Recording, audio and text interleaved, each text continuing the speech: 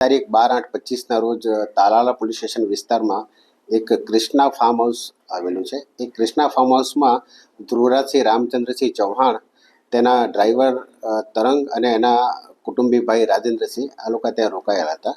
અને એ લોકો ગઈકાલે આશરે 11:30ની આસપાસ સોમનાથ મંદિર દર્શન કરવા માટે જવા માટે નીકળ્યા.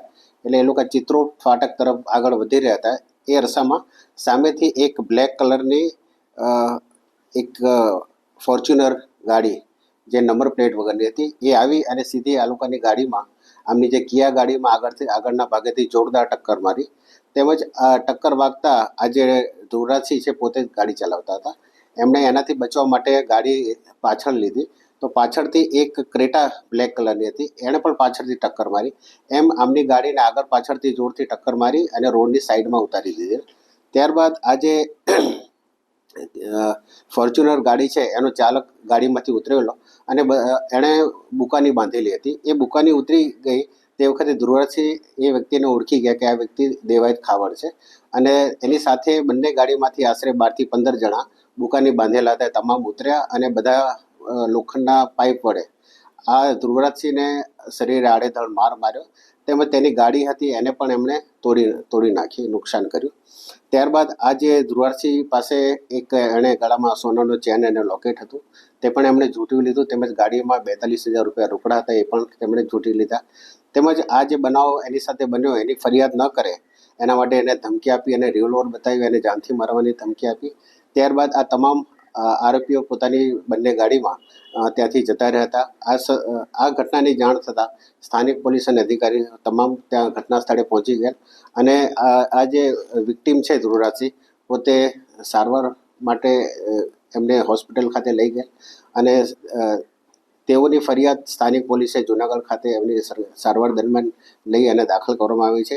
જે ફરિયાદ તાલાળા પોલીસ સ્ટેશન ખાતે BNSની જુદી જુદી કલમો હેઠળ દાખલ કરવામાં આવી છે, જેમાં BNSની કલમ 109, 311, 189(2), 191(2), 191(3), 190 તેમજ આર્મ્સ એક્ટ મુજબ પણ એમના વિરુદ્ધમાં ગુનો દાખલ કરવામાં આવે છે. હાલમાં દેવાયત ખાવડ અને એમની સાથેના કુલ 12થી 15 જણા જે ઈસમો છે તેના વિરુદ્ધમાં તાલાલા પોલીસ સ્ટેશનમાં ગુનો દાખલ કરવામાં આવે છે. આ જે આરોપીઓ નાસી ગયેલ છે એની શોધખોળ હાલ ચાલુ છે, જેની શોધખોળ અને ધરપકડ માટે હાલમાં LCBની, SOGની તથા સ્થાનિક પોલીસની અલગ અલગ ટીમો કાર્યરત છે. તેમજ જુદા જુદા CCTVના આધારે તેમજ ટેકનિકલ સર્વેલન્સ તેમજ હ્યુમન ઇન્ટેલિજન્સના આધારે હાલ આરોપીની શોધખોળ ચાલુ છે.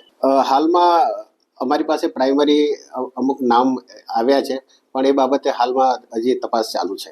આમાં એવું છે કે જે ધ્રુવરાજસિંહ છે એમણે અગાઉ પોતાના ત્યાં એક ડાયરાનો કાર્યક્રમ આયોજન કરેલો હતો. એ ડાયરાના કાર્યક્રમમાં આ દેવાયત ખાવડને આવવાનું હતું, પણ કોઈ કારણોસર તે ત્યાં ગયેલ નહીં અને એના જે 8 લાખ રૂપિયા એમણે અગાઉ લઈ લીધેલા હતા અને એ બાબતે એમને અગાઉ બોલાચાલીને માથાકૂટ થઈ હતી, એનું મન દુઃખ રાખ્યું હતું. અને આ ધ્રુવરાજસિંહ હાલ અહીંયા સાસણમાં પોતે આવ્યા છે, એ બાબતની આ લોકોને માહિતી મળી. એ અનુસંધાને એમણે એની રેકી કરી અને તપાસ કરી અને એ લોકો ઇરાદાપૂર્વક પોતે કાવતરું રચી અને અહીંયા એને મારવા માટે આવેલા અને એમણે આ ઘટનાને અંજામ આપીને પોતે હાલ ફરાર થઈ ગયેલ છે. હાલમાં અમારી LCB, SOG, સ્થાનિક પોલીસની જુદી જુદી ટીમો અલગ અલગ જગ્યાએ કાર્યરત છે.